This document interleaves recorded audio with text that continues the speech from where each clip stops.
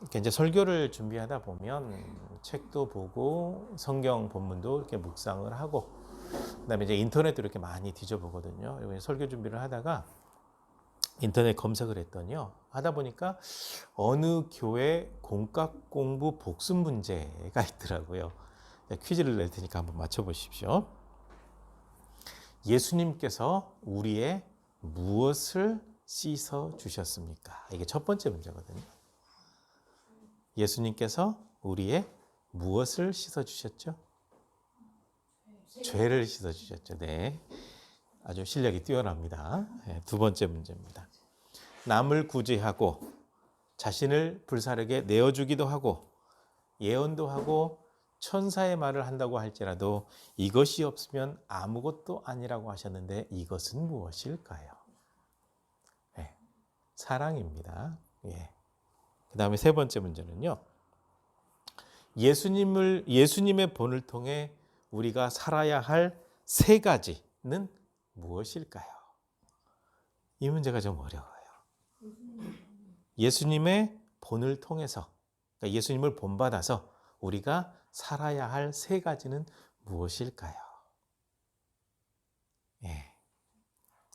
사랑의 삶, 용서의 삶, 섬김의 삶. 세 가지를 얘기하고 있습니다.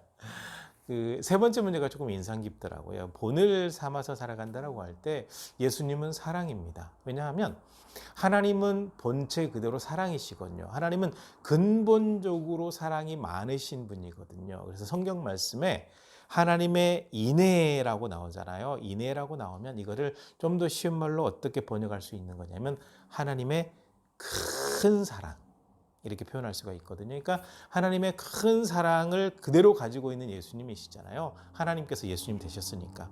그래서 예수님의 이 사랑이라고 하는 것은 어느 정도냐면요. 자기 사람들, 예수님을 따르는 사람들, 믿는 사람들을 사랑하시되 끝까지 사랑하신다라는 거고 십자가를 통해서 구원하시기까지 사랑하신다. 이 모습이죠. 그래서 예수님의 본 첫 번째는요. 사랑의 본을 담는 것이 정말 중요하고요. 그 다음에 용서입니다. 예수님의 이 용서는요, 십자가상에서 확실하게 드러나거든요. 그 예수님께서 십자가에 못 박히셨을 때 십자가상 위에서 돌아가시기 전에 7가지 말씀을 남기셨어요. 그러니까 사복음서를 이렇게 통해서 보게 되면 7가지 말씀을 남기셨는데 그 중에 하나가 무엇이냐면 아버지, 저들의 죄를 용서해 주십시오라고 선언을 하고 있거든요. 저들이 누구냐면 예수님을 십자가에 못 박은 사람들. 네가 메시아라고 하면 십자가에서 내려와 가지고 메시아라는 것을 한번 보여줘봐라 라고 조롱하고 있는 사람들인데 저 사람들은 지금 자기들이 하는 일을 잘 모르고 있습니다. 저들의 모든 죄를 용서해 주십시오. 그러니까 이보다 더 큰 용서는 참 쉽지가 않을 것 같아요. 엄청나게 크죠. 그러니까 가장 큰 용서의 본 하면 바로 이 본입니다. 그러니까 완전히 발가벗긴 상태에서 십자가에 못 박혀 있으니까 치부가 다 드러나 있고 가시멀리관 씌워놨고 그 다음에 계속 조롱하고 있는 사람들 앞에서 그들을 용서해 달라고 기도하는 예수님의 모습. 이게 예수님의 용서의 본이 되겠고요. 그 다음에 예수님의 이 섬김의 본이라고 하는 것은요. 모든 사람들을 정말 긍휼히 여기고 불쌍히 여기는 그런 섬김을 해오셨고요. 그 다음에 그때 당시 이 정서적으로 봤을 때 선생님이 제자의 발을 씻긴다라고 하는 것은 말도 안 돼요. 우리나라 같은 경우도 스승의 그림자도 밟지 않는다라고 얘기를 할 정도로 스승하면 지금 뭐 학교에 진정한 스승상이 많이 사라져 버렸고 진정한 스승의 모습을 가지고 있는 사람을 찾아보기 참 어려워졌습니다만 예전에 진짜 이 스승의 모습을 가지고 있는 분들은요 제자들을 정말 사랑하거든요. 그래서 스승의 그림자도 밟지 않아야 된다라고 우리나라 말이 있을 정도로 스승을 소중히 여겨야 되는 거고 그 다음에 예수님 당시 그쪽 팔레스타인 지역에서는 그 선생님이 제자들의 발을 씻긴다라고 하는 것은요 말도 안 되는 이야기거든요. 왜냐하면 그때 당시 이 중동 지역이라고 하는 것은요 샌들 같은 걸 신고 다니기 때문에 사람의 신체 가운데 제일 더러운 데가 발이에요. 근데 선생님이 그 발을 씻겨주면서 선생인 내가 근데 이제 그 최후의 만찬 하시기 전에 세족식을 하셨잖아요. 선생인 내가 너희들의 발을 씻겨준 것처럼 너희도 서로 발을 씻겨주도록 해라라고 하면서 섬김의 본을 보이셨거든요. 그래서 사랑의 본, 용서의 본, 섬김의 본은 다른 데 두지 말고 바로 예수님의 본을 받는 것이 굉장히 중요합니다. 그래서 바울 사도가 그 부분을 닮아 있어요. 여러분들은 나를 본받으십시오. 내가 예수님을 본받은 것처럼 여러분들은 나를 본받고 또 나를 본받고 살아가는 여러분들의 모습을 또다시 닮아가는 사람들이 있다면 그 사람들을 주목해 보고 그 사람들에게 관심을 가지십시오라고 오늘 본문 말씀에 기록을 하고 있거든요. 그만큼 자신감이 있는 거죠. 예수님을 닮아 있는 거예요. 예수님의 본을 그대로 닮아서 예수님처럼 살아가요. 그래서 이렇게 살다 보니까 수리아 지역에 있는 안디옥 교회에서 그리스도인이라는 단어가 처음 나왔잖아요. 그리스도인, 작은 예수, 예수 닮은 사람들. 그리고 바울 사도 그리스도인, 작은 예수라고 이렇게 표현을 하고 있거든요. 그러니까 우리가 예수 그리스도를 닮아간다라고 하는 것이 굉장히 중요한데 신앙에도 모델이 필요하잖아요. 모델. 바로 예수님이 우리가 닮아야 될 진정한 모델인 것을 기억을 해야 됩니다. 그런데요, 예수님 닮아서 정말 최선을 다하고 신앙의 모습으로 살아갈 때 평안하면 참 좋습니다. 그런데 평안하지가 않아요. 예수님의 삶도 보게 되면 평안하지 않았습니다. 정말 연약한 사람들은 불쌍히 여기셨거든요. 심지어는요, 세리는 매국노예요. 자기 동족들에게 세금을 많이 걷어가지고 등쳐먹는 사람들이 세리거든요. 세리는 매국노인데 세리도 회개하고 돌아오면 용서하셨고, 그 다음에 여성들 가운데 가장 율법에서도 금하고 있는 더러운 직업이 뭐냐면 몸 파는 사람들이에요. 성매매하는 사람들. 성매매 여성들도 회개하고 돌아오면 용서하시고 하나님의 자녀로 인정해 주셨단 말이죠. 받아주셨단 말이죠. 그러니까 예수님은 그렇게 사셨어요.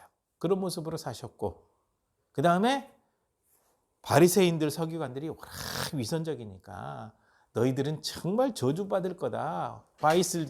바리새인들과 서기관들아, 너네가 열심히 뭔가를 한다고 하면서도 왜 위선 쪽으로 살면서 수많은 사람들을 어렵게 하냐라고 하면서 굉장히 진노하는 그런 내용도 나오고 있거든요. 그러니까 예수님은 연약한 사람들, 정말 긍휼히 여길 사람들이 긍휼히 여기고 잘못된 거에 대해서는 아주 따갑게 질책하시는 분이시거든요. 이렇게 정말 정직하게 공의롭게 사셨거든요. 공의롭게 사시게 되니까 대적자들이 많아요. 예수님 죽이려고 하는 사람들이 굉장히 많았고 결국은 예수님을 십자가에 못 박아 죽였잖아요. 그러니까 예수님 닮아서 복음을 전하게 되면 평안한 것도 있고 잘 되는 것도 물론 있습니다만 대적자들이 반드시 있다라고 하는 사실입니다. 그러니까 바울 사도도 대적들이 굉장히 많았습니다.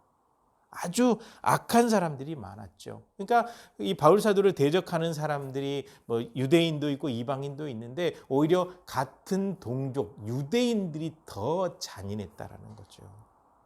참 무섭습니다. 같은 동족이 그렇게 잔인해요. 우리나라 일제시대 때도 마찬가지고 6.25 전쟁 때도 마찬가지고 같은 동족들에 의해서 크리스천들이 그렇게 많이 희생을 당했거든요. 일본의 앞잡이 빨갱이 앞잡이들이 믿는 사람들 색출해내가지고 죽이는데 앞장을 섰거든요. 동족들이 무섭습니다. 그렇게 대적들이 무섭죠. 바울 사도를 대적하는 사람들은 딱 세 가지 특징이 있습니다. 다른 진리, 거짓말, 폭력. 바울 사도가 전한 것은 잘못되었다. 율법을 지켜야 된다. 다른 진리. 그 다음에 거짓말. 바울 사도가 성전과 하나님을 모독했다.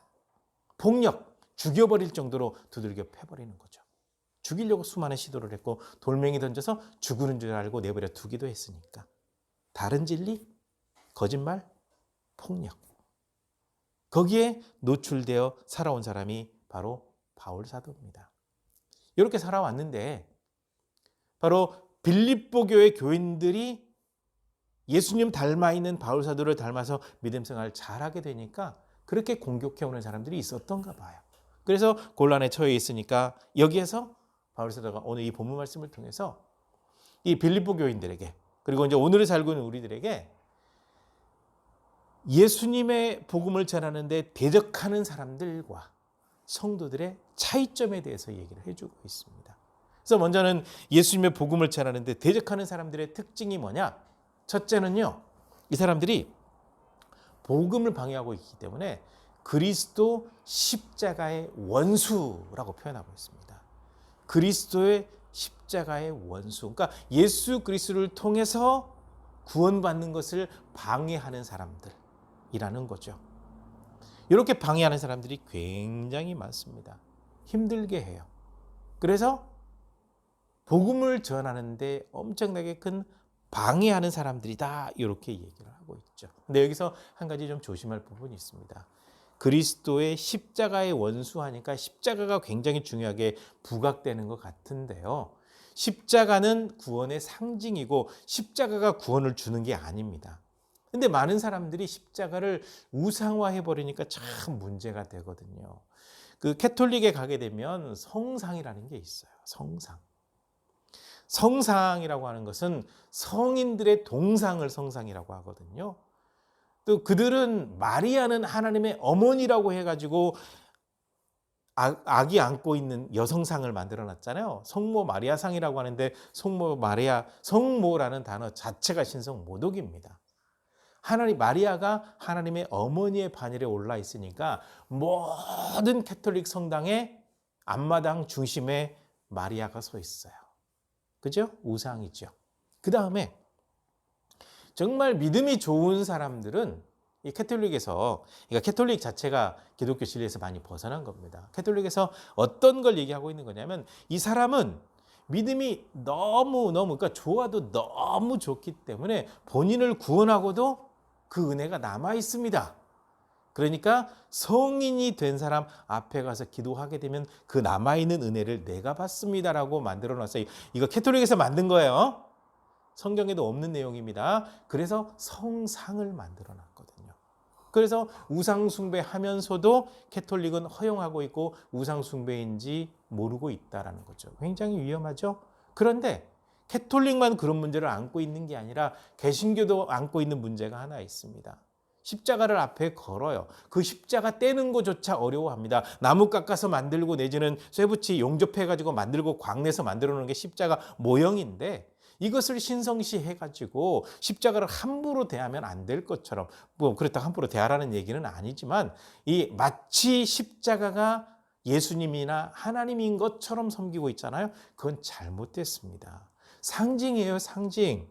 이 십자가를 통해서 예수님께서 돌아가심으로 그 예수님의 죽으심, 보혈 흘리심으로 말미암아서 우리가 죄 씻음 받은 거지 십자가 때문은 아니거든요. 그러니까 상당히 조심해야 될 부분이 있어요. 그러니까 성경을 오해하게 되면 십자가를 우상화하기 쉬우니까 조심해야 돼요. 십자가는 구원의 상징이고 교회의 상징이지 십자가가 구원을 주는 건 아니에요. 예수님을 믿어야 구원받는 거, 이거 분명히 해야 됩니다. 그런데 많은 분들이 잘못되어 있어가지고 문제가 되고 있거든요. 그래서 그리스도의 십자가의 원수하게 되니까 십자가를 부각시키는데 이게 여기서 핵심이 그게 아니라 예수 그리스도를 믿고 구원받는데 방해하는 사람들이라는 겁니다. 그러니까 믿음이 없는 사람들, 복음을 방해하는 사람들은 그게 뭐냐? 구원받지 못하도록 방해하는 사람들이 되고 있다는 겁니다. 그 정도로 악해요. 최선을 다해서 복음 전해지는 것을 막으려 합니다. 그래서 그리스도의 십자가의 원수, 다른 말로 하면 구원받지 못할 사람들, 또 다른 말로 하면 성령을 회방했기 때문에 영원히 용서받을 수 없는 사람들. 그러니까 복음의 진리, 예수 그리스도를 통한 구원의 진리를 전하는데 방해하는 사람들은요, 성령을 회방하는 겁니다. 이 복음을 전하는 것은요, 성령의 역사심으로 진행이 되는 거거든요. 그렇기 때문에 성령을 회방하는 사람들, 구원받지 못할 사람들이 누구냐? 그리스도의 십자가의 원수들이라고 바울사도가 표현하고 있는 거죠. 그 다음에 또 다른 표현을 쓰고 있습니다. 이 사람들은 땅의 일을 생각하는 사람들. 주님과 상관이 없기 때문에 하나님 나라에는 별로 관심이 없습니다. 이 땅에서 성공하고 잘 되는 것. 그들 마음속에 그리스도가 없기 때문에 다른 성공지향적인 것, 잘못된 것에 치우쳐 있습니다. 그러니까 땅의 것을 생각하는 사람들의 결론이 뭐냐? 그들의 삶의 마지막이 뭐냐? 멸망이다라고 바울 사도가 못을 딱 박아놨습니다. 땅의 일을 생각하는 사람들은 하나님 나라에 대해서 관심이 없는 사람들, 영적인 것에 대해서는 관심이 없는 사람들, 이 땅에서 모든 것을 채우고자 하는 사람들. 그래서 그들의 신이 무엇이냐? 그들의 신은 배. 이 배가 상징하는 것은 욕망이거든요. 그들이 가지고 있는 욕망 자체가 신이에요. 그래서 이 땅에서 뭔가 잘 되고 성공하면 그것이 진짜 복 받은 거구나 라고 착각에 빠져버리는 사람들이 되고 있다라는 겁니다. 그래서 육신의 욕망을 채우기 위해서는 어떤 일이든지 해요. 한 가지 예를 들게요. 예수님 당시에 그 예수님의 공생애를 보다 보면 예루살렘에 공식적으로 나귀 타고 입성하기 전까지는 왕래하셨어요. 왕래하시고 이제 그 유월절을 남겨놓고 십자가에 못 박혀 돌아가시기 위해서 나귀를 타고 예루살렘에 입성하죠. 바로 그날을 우리가 종려주일로 지키고 있거든요. 예수님께서 예루살렘에 입성하신 다음에 성전에 가서 짐승들을 내쫓고 돈 바꿔주는 사람들의 상을 엎어버린 사건이 있어요. 그거 기억나시죠? 성전 청결 사건. 이 사건이 왜 발생하게 되었냐? 대제사장들의 욕망 때문에 발생했다는 사실을 우리가 알고 있어야 됩니다. 잘 보시면요. 원래 구약 시대에는 대제사장이 전체적으로 한 명만 있었어요. 그랬는데 이유는 모르겠지만 말라기 이후 세례 요한이 등장하기까지 400년이 중간기인데 이 중간기 동안에 대제사장이 많아졌어요. 대제사장이 많아져가지고 대제사장의 직분을 행하기 위해서는 대제사장들 가운데 제비 뽑아가지고 당첨된 사람이 섬기는 일을 해요. 변질되어 버린 거죠. 이렇게 되어 있는데 이 대제사장이 성전 전체를 책임을 지고 있거든요. 그러니까 대제사장들, 무리들이 되어버린 거예요. 이들이 성전을 책임지고 있는데 돈을 버는 방법이 아주 세속적이고 잘못된 방법입니다. 그러니까 하나님께서 구약에 명령하시기를 나의 백성, 이스라엘 백성 모든 남자는 1년에 3번은 무조건 성전에 와서 예배를 드려야 된다. 그 절기가 유월절, 맥추절, 초막절 내지는 수장절. 우리로 따지면 그러니까 유월절은 그들의 해방 절기니까 상관이 없고요. 우리로 따지면 두 번째 절기는 맥추감사주일, 세 번째 절기는 추수감사주일. 무조건 와야 돼요. 그런데 성전이 전국적으로 있냐? 그렇지 않습니다. 수도 예루살렘에만 성전이 있어요. 그 성전으로 와야 돼요.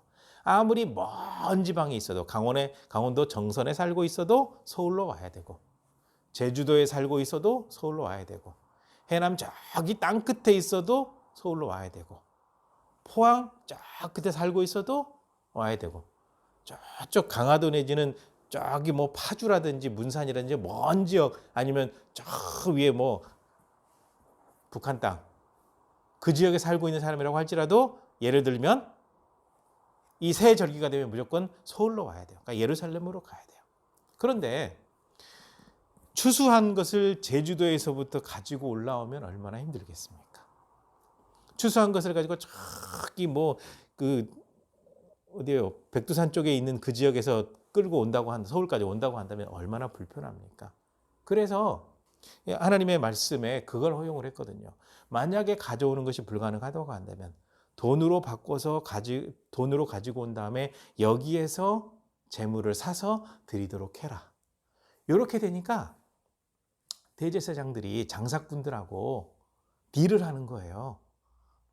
얼마 나한테 커미션 얼마 줄래? 이렇게 돼가지고 대제사장들이 주머니 채우느라고 커미션을 많이 챙기니까 어떤 일이 벌어지는 거냐면 원래는 장사꾼들이 최고의 동물들을 가지고 와야 돼요. 소, 양, 염소, 비둘기 최고로 좋은 것들을 가지고 와야 되는데 제사장들한테 갖다가 바치는 게 많으니까 볼품 없는 거 말라 삐뚤어진 거 병든 것을 가지고 온단 말이에요. 그렇게 돼 있고, 또 동전으로 바꾸는 데에서는 동전으로 바꾸는데 아주 엄청나게 폭리를 취해요. 밖에서는 로마 동전을 쓰고 성전에서 성전 동전이 따로 있거든요. 이렇게 대제사장들이 주머니를 채우느라고 그렇게 진행이 되다 보니까 성전이 더러워졌던 거예요. 한 가지 예만 들어도 이렇게 땅의 것에 관심을 두는 사람들의 타락이 나오죠. 바리새인들, 서기관들 같은 경우는요, 겉으로는 11조도 하고 뭐 다 하는데 뒤에서는 엉뚱한 짓을 하고 다니거든요. 위선적인 모습이 되거든요. 그러니까 하나님의 나라의 일을 생각하지 않고, 하나님을 생각하지 않고 땅의 것을 생각하는 사람들이라는 겁니다. 바울 사도 당시에도 있었고 지금도 있어요. 교회들 보게 되면 본인의 욕망을 채우기 위해서. 남미의 어느 목사는요, 뭐 외제차가 몇 대에다가 무슨 대저택에 살고 있으면서 여러분들도 목사가 되면 이렇게 부자가 될 수 있습니다라고 하거든요. 바른 복음이 아니잖아요.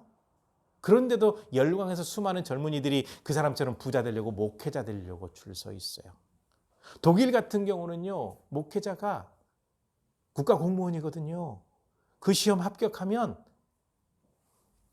그 사택 나오고 자가용 나오고 운전자 나오고 뭐 월급이 장관급 이렇게 되니까 우리나라로 따지면 수능 학교 그 학종 1등급 되는 애들, 수능에 거의 만점 맞은 애들이 목사 되겠다고 하는데 믿음은 없어요.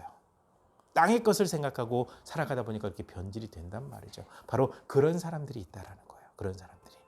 그런 사람들이 들어와 가지고 잘못된 것을 전하고 있으니까 교회가 망가지게 되거든요. 그래서 그들의 결국은 멸망이니까 그들은 절대로 본받지 마라. 그러면서 그들과 달리 우리 믿는 사람들의 시민권은 하늘에 있다. 성도는요, 거룩한 물이거든요. 왜 거룩한 물이냐면 레위기 말씀을 보시게 되면 이렇게 나오거든요.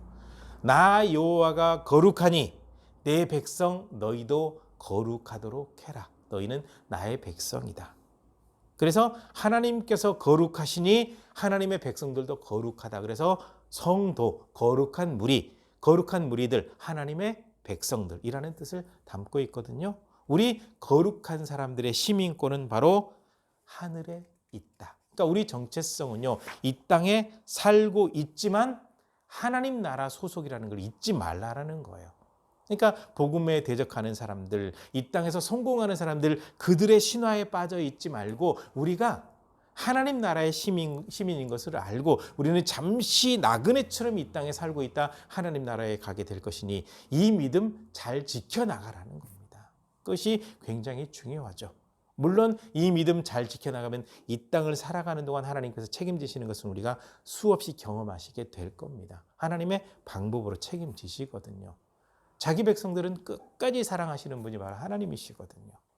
그 다음에 우리의 정체성에 대해서 또 한 가지를 얘기하고 있습니다. 예수님의 영광의 몸의 형체와 같이 변할 사람들. 어떤 의미냐면요. 지금 우리가 지금 이 땅에 살고 있는 이 육신은요, 결국 썩어질 육신밖에 안 되거든요. 그런데 이제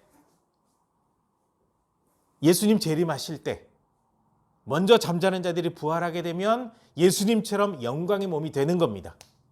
살아있는 사람들은 예수님 재림하시게 되면 예수님처럼 영광의 몸으로 변하게 돼요.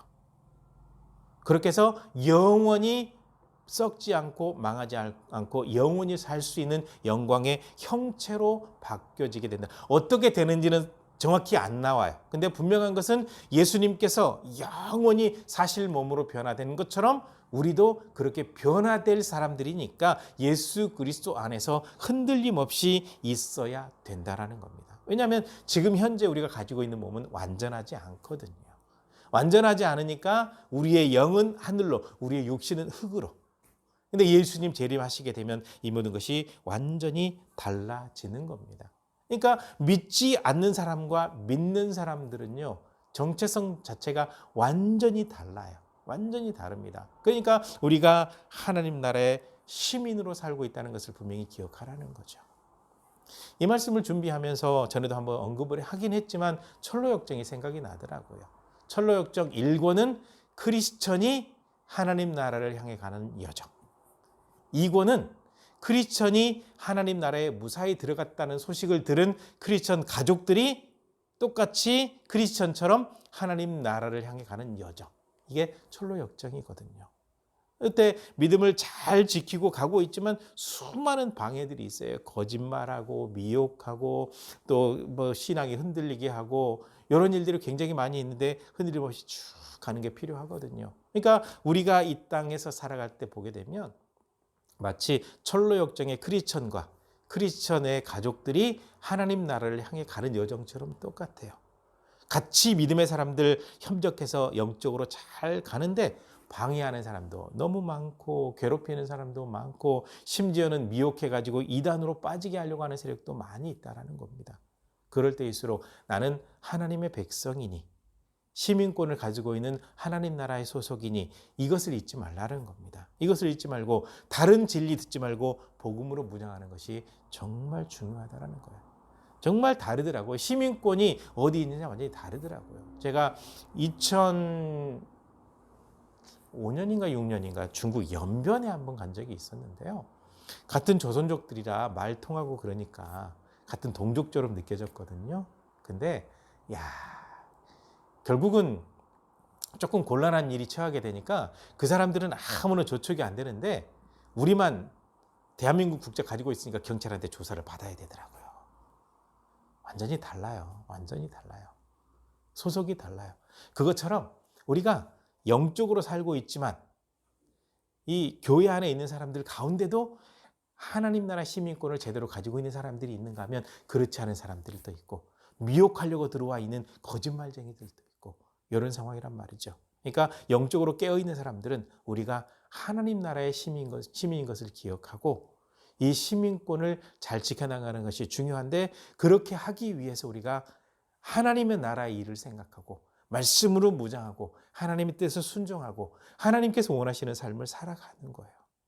그렇게 될 때 우리가 하나님 나라의 시민권을 가진 사람으로 시민답게 살 수가 있는 거거든요. 그래서 분별력 있게 적어도 그들과는 다른 정체성을 가지고 하나님 나라의 시민답게 영적으로 무장하고 사는 가운데 하나님의 인도하심 받게 되시기를 주님의 이름으로 간절히 부탁을 드립니다. 기도하시겠습니다.